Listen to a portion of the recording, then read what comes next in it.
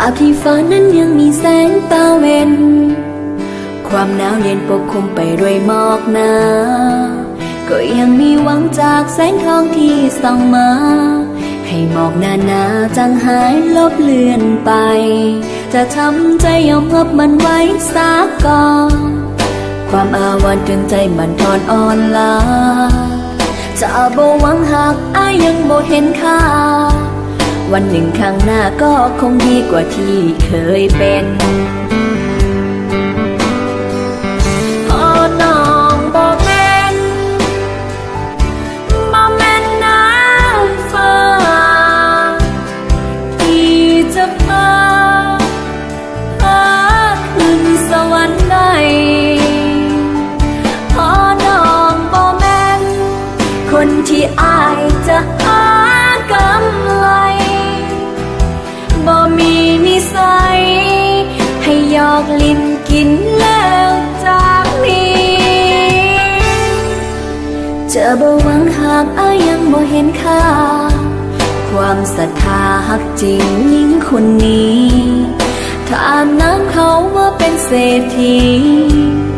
น้องนี้ยังบ่อยากเป็นนางฟ้า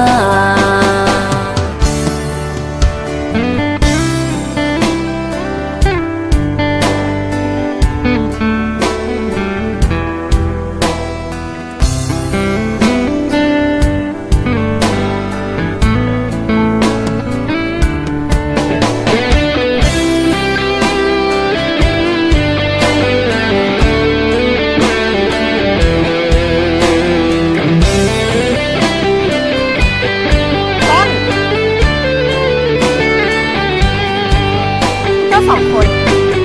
ก็ไปขับเนาะพอน้องบ่แม่นน้ำฟ้าที่จะพาขึ้นสวรรค์ได้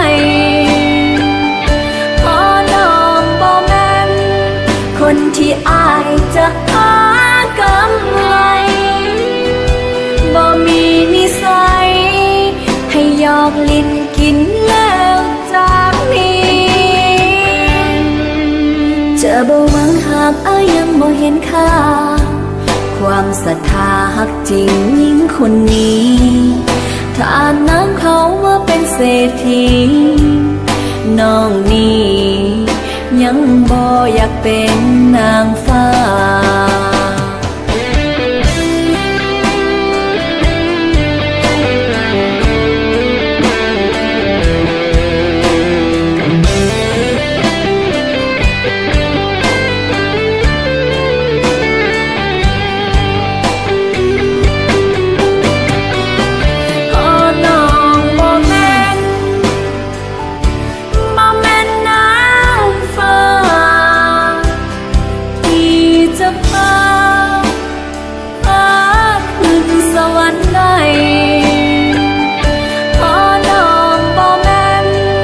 คนที่อายจะหากำไรบ่มีนิสัยให้หยอกลิ้นกินแล้วจากนี้จะบ่หวังหากอายยังบ่เห็นค่า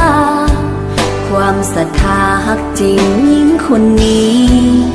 ถ้าน้ำเขาว่าเป็นเศรษฐีน้องนี้ยังบ่อยากเป็นนางฟ้ามินิคำว่าเป็นนางฟ้าของเขาได้บอกต้นเธอกลับไปก็ได้เป็นอย่างพวกคอยเป็นนางฟ้าของเจ้าน้องนี้